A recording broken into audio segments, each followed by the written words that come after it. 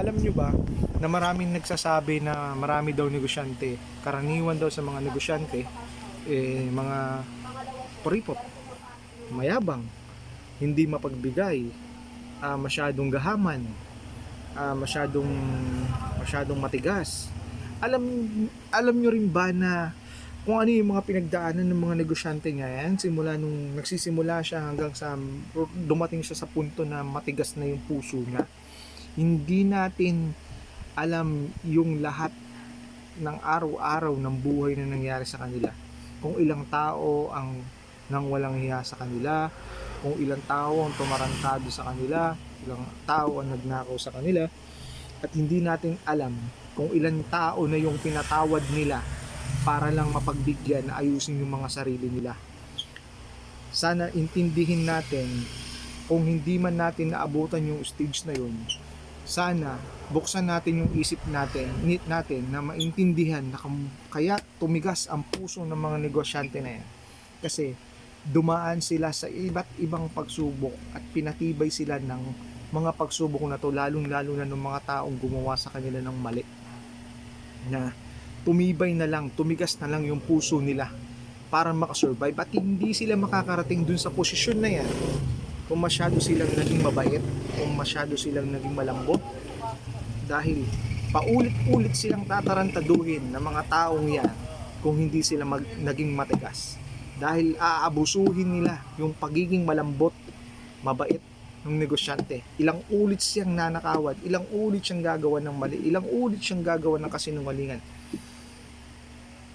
Hindi siya magtatagumpay kung ganun, kasi uubusin lang yung yaman niya ng mga taong yun. Kaya kailangan niyang maging matigas. At naging matigas siya, kaya nakarating siya dun sa punto na kinilalagay niya. Ako, naniniwala ako na yung mga negosyante na yan, kaya nagsimula yan kasi malambot ang puso niyan. May willingness yan makatulong sa iba, mag-create ng trabaho, makatulong sa pamilya ng mga empleyado niya. Pero, yun nga, pag binigyan siya ng mga tao na hindi naman nakakatulong, kukupitan ka pa, gagawin ka pa ng mali, hindi yun nakakatulong dun sa negosyante. So ngayon, ang tendency yung may-ari, maghihigpit. Yung may-ari, gagawa ng sistema, gagawa ng control. So ngayon, ang thinking ng mga empleyado, hihigpit. Ang thinking ng mga empleyado, hinihigpitan sila o pinagbabawalan sila, binabawasan sila ng karapatan, binabawasan sila ng benefits. Pero ang hindi nila alam, tumitibay ang puso ng negosyante. Nagkakaroon siya ng idea kung paano siya aangat. Nagbabawas siya ng mga pabigat. Yun yung kailangan maintindihan ng mga tao, na hindi lahat ng negosyante, kung meron man pero hindi naman lahat, ay walang puso.